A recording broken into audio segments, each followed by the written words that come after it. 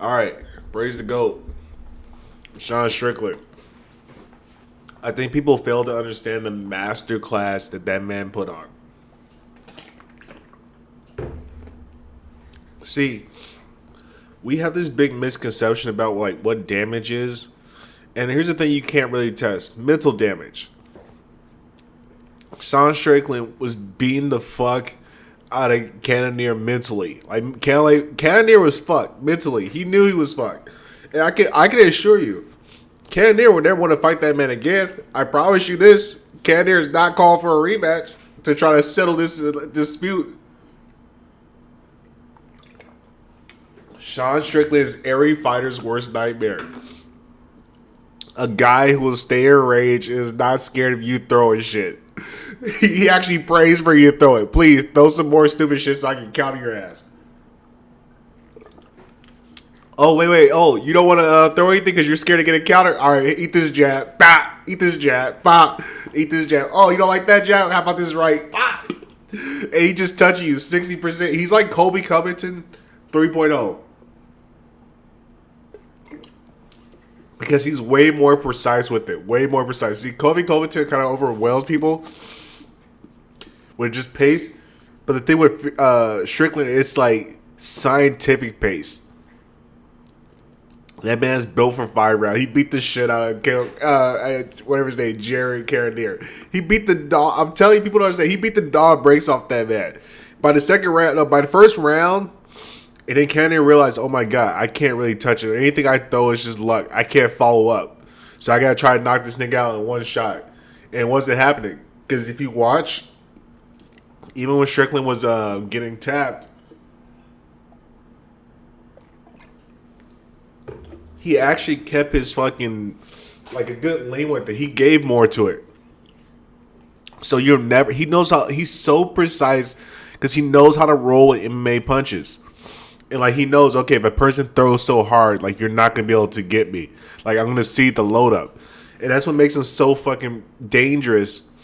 Is because all he does is he doesn't fight with the mitt. All he does is fight with MMA gloves.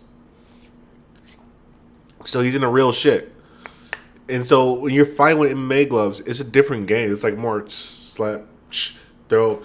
You don't need to fucking load up. And then when you have these big ass gloves, when most guys doing sparring, which is stupid, you're not actually mimicking what you would do in a real fight because those big ass gloves give you extra defense and you could throw harder.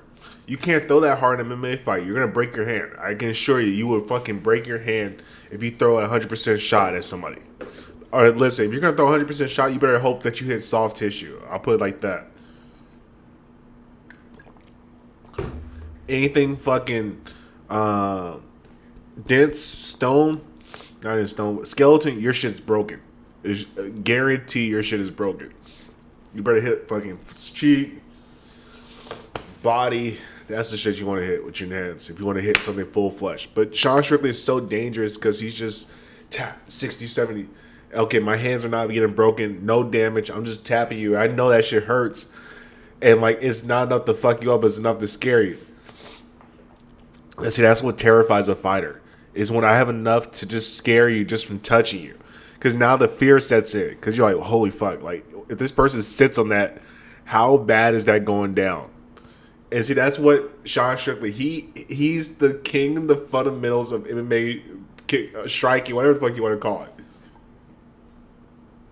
it. It's pure, just pugilism with the fucking gloves.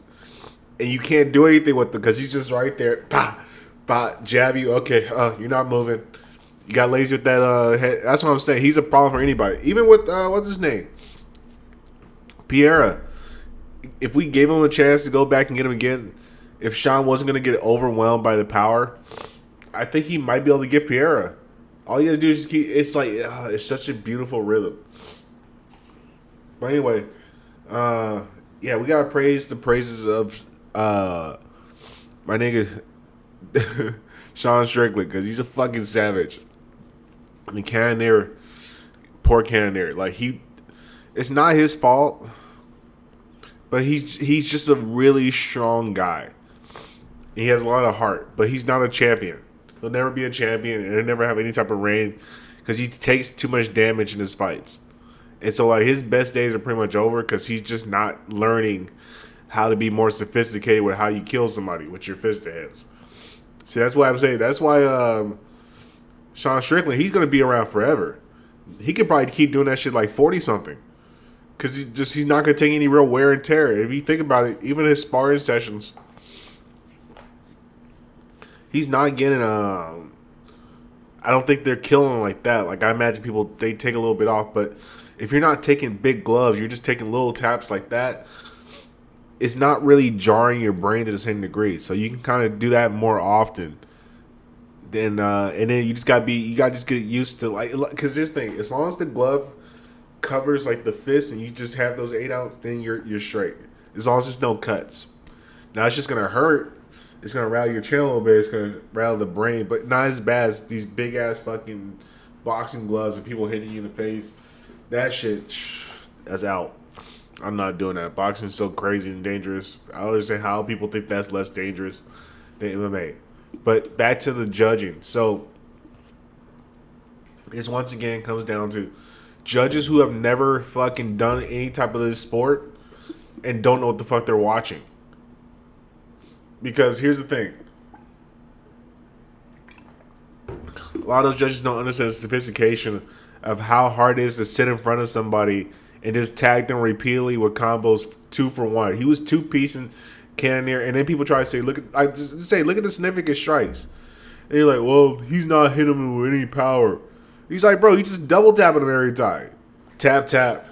All right, tap, tap. Come off the hook. And he just putting a beat on this man. All this guy could do is leg kick. Spamming leg kicks. It didn't even make him difference. Because Sean Strickland's like, I don't even move around. I'm just going to sit right in front of you. I'm just slipping, walking. As long as I can move like a half an inch, I'm going to still fuck you up.